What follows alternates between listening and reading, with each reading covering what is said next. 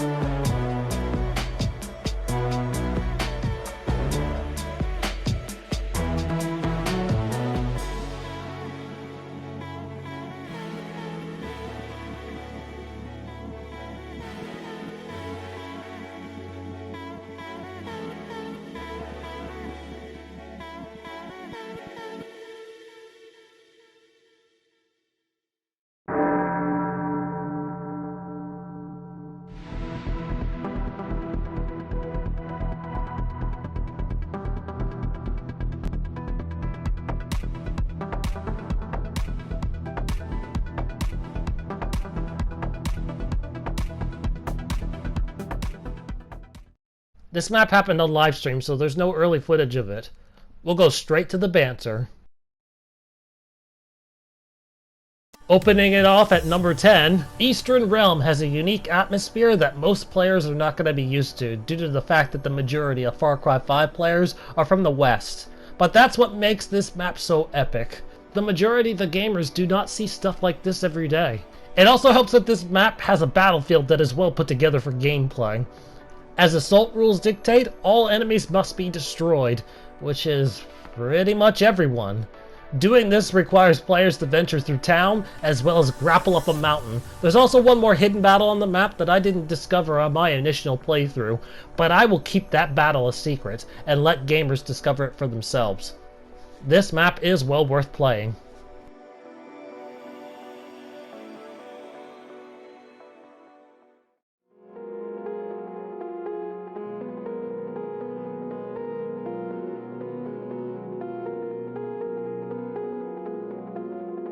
And yet another map that happened on livestream, so no early footage. We're going straight to the banter. Dead Space 1. I'm sure you're all thinking of the horror video game that was released back in 2008, but I'm looking at this as a Far Cry 5 arcade map regardless of title or replication. And as far as a spaceship map goes, oh, sweet, sweet cookie dough. As someone who has played this map on co-op during stream, and then again on single player twice off camera, don't play this map on co-op. It is strictly a single player map if you hope to enjoy the full atmosphere.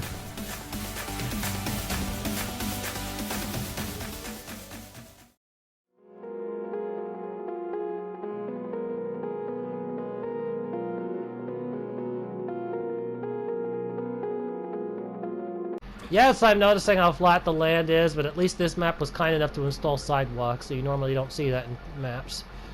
At least not lately, anyway.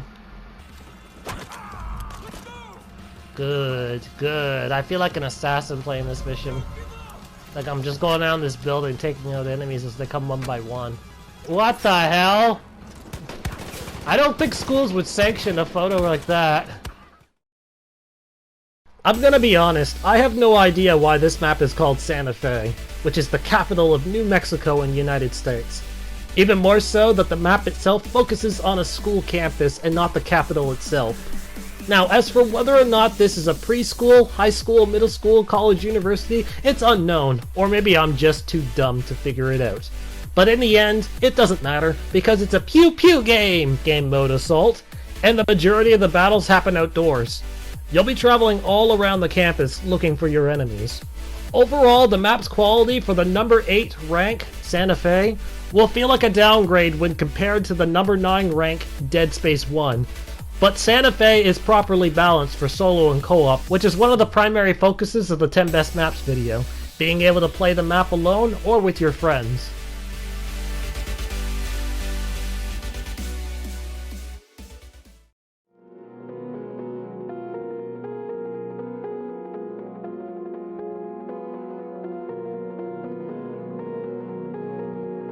This building is actually quite large on the inside.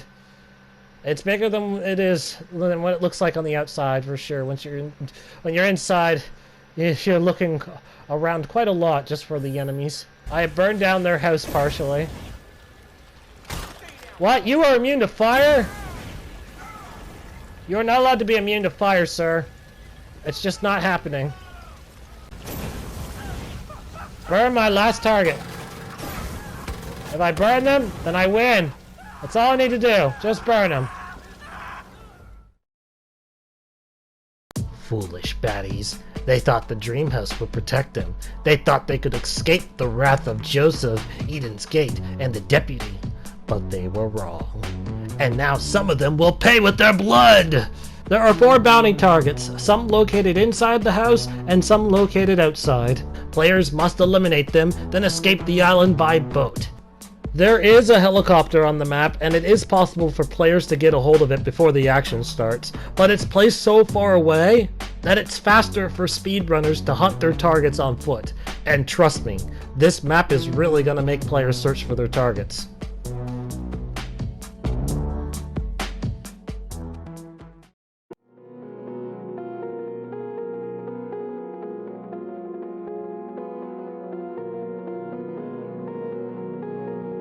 This display picture actually looks really neat. It has my attention. There's enough flashing lights, and there's some enemies down there, and then there's enough exploration that's gotten me curious. It's a nice start. It's kind of random that there's aliens that we're fighting at the beginning. Okay, that didn't make any sense.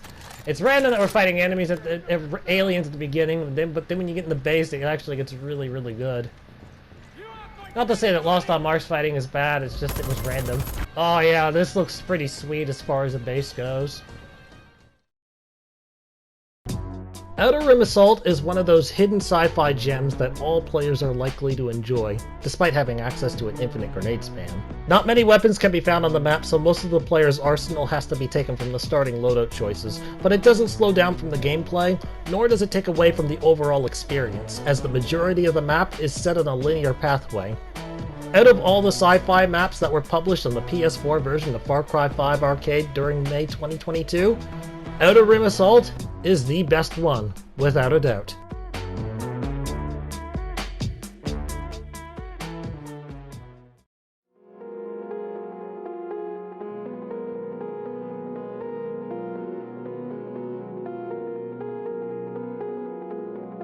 This one is the best display picture of them all, because it is the least misleading out of all of them. It shows you exactly what you're going into, and it looks like it's going to be a huge gunfight. We are here to cause an ambush to the soldiers that are invading this highway. Not the soldiers, but the cult that's invading this highway.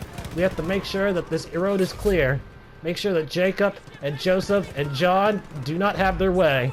I'm great in the immersion right now. I feel the immersion going on, which is why I haven't taken out my allies like I normally do. I'm feeling the whole immersion effect, and I'm kind of playing along with it. There comes a point in time where gang violence gets so nasty that special forces get sent in to clean it up. The deputy, along with their unit, is being sent to the overpass to have one big bloody standoff with Eden's Gate. Why didn't we just drone their ass from the start? Budget cuts.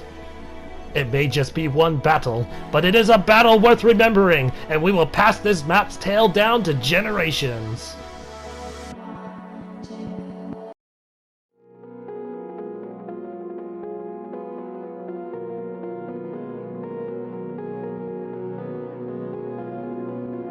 There's only one silent weapon here. One silent weapon, and it doesn't have any ammo. I'm gonna throw a grenade in this spot because I'm assuming they don't have any control zones. Oh, I should have used my bombs on this fence. This fence is destructible. I could have blown it up. Only one alarm left. I only need to find that one alarm, and then I can start making noise. A map with unchanged loadouts got in the top 10. Not only that, but it got number 4! Number 4! Let that sink in as you nod your head in sorrow. Well, I guess somewhere in the world pigs can fly, and water is no longer wet. But all jokes aside, Ruined Outpost is one of the few maps that actually followed all of the rules. The big one being that the map has to always be winnable in some way or form. But here's some more positives about the map. The alarms are well balanced, there's multiple ways inside the base, the map punishes co-op players that die by taking away their silent weapon. They have to travel all the way back to the start if they want to get another one. And the map will deliver a worthy punishment to players for alarm activation. But the best part about the map, and oddly enough it shouldn't be, but it is that no enemy is on a control zone. It sounds stupid at first, especially since enemies can leave the base out in the open world, but then you realize that the experience with this map will be different every time, because enemies will randomize where they walk. A speedrun is entirely RNG based, which ultimately gives this map much higher replay value than usual when competing. Ruined Outpost is stamped in history as the greatest Outpost map for this month.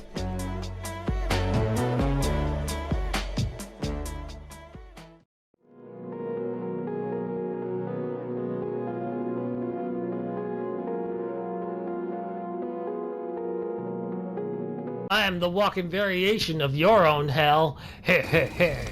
Now, what are we up to here? I began in a baseball field from an airplane crash, a helicopter crash, and I've been detected by something already. Looks like I landed on the wrong side of the neighborhood. This is a very well detailed city. Did I just fire a bullet with no sound effect or sparks? I must say though, I'm really enjoying this map despite some sloppiness here and there. Hell on Earth is the one map players don't expect to be special going in until after they've already played it, in which case their opinion has changed. The player begins in the middle of the park and must travel across the city streets. Along the way, they encounter zombies, a small military squad that's gone rogue, and a mother canister. That mother canister is the reason this city has turned to hell. This canister must be destroyed in order for the player to win. Now, undoubtedly the map has some frame rate issues. Certain visuals are missing due to too many fire effects being on the map, and there is the potential of only having to deal with one bounty target due to the possibility of the other target coming across a zombie yeti and getting killed in the process. These are the issues that prevented it from getting a better ranking, but other than that, it doesn't stop it from being an enjoyable experience.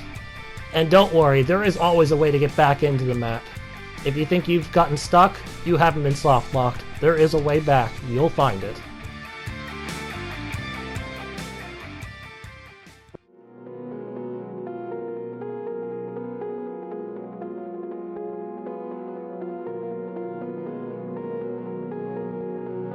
Oh wow, this is a really dark map. I'm having a hard time seeing anything. I gotta figure out how to get inside this base. This base that I'm trying to get inside. Oh, there's a broken fence here. Maybe this is the way in. Haha, I'm in! This guy's getting hit by a takedown. I'm inside your base now! You didn't have some very good security, did you? You didn't have very good securing. Yeah, I was able to break in. These guys can't see me because of the darkness effect. I had a hard time seeing. You guys had a hard time seeing. These guys apparently have a hard time seeing too. Extermination Camp is the newest of all nominations towards this video, and it would have won the whole thing had it not been so visually ugly. Let that be a huge exclamation mark due to my channel focusing more on the gameplay and balancing of a map before the visuals and sceneries, but these visuals and scenery were just too ugly for me to ignore. There's also a frame rate issue with this map too. However, it followed all the rules to the map month season, so it at least scored number 2. Also, the map itself is designed really well. As an assault, all enemies have to be eliminated to win. The majority of the weapons have to be taken from the starting loadout, as there isn't very many weapons to be found here. Almost every area of the camp will have to be explored due to every enemy being on a control zone. This map is the perfect example for beyond the ugliness comes great and balanced gameplay.